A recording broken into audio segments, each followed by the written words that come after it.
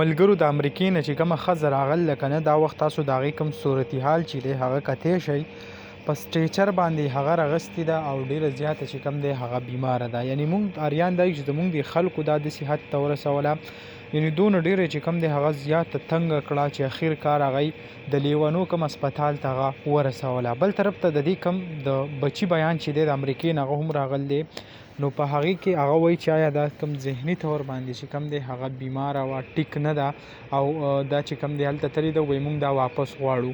خو آیا د پاکستان کوم حکومت چې دی دا په خپله ولې نه ځي؟ یعنې که تاسو وګورئ د امریکا کوم امبیسي والا چې دی هغه پسې هم راغلي او ډېر منت زاري ورته وکړه، خو دا چې کوم دی هغه نه رضا کېږي او هلته کې هم نه ځي او نه وایي چې زه امریکې ته هغه ځم. نو ګورو چې مخکې څه کېږي، آیا د امریکې کومه ښځه چې د هغه انګلینډ یا دین علاوه امریکې ته واپس ځي او که نه.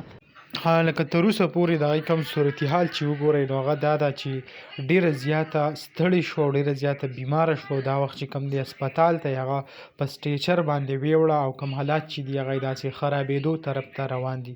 نو نور معلومات به له هم ټایم په ټایم درکوو. د نن دپاره دا کافي وه. د لوی الله په امان.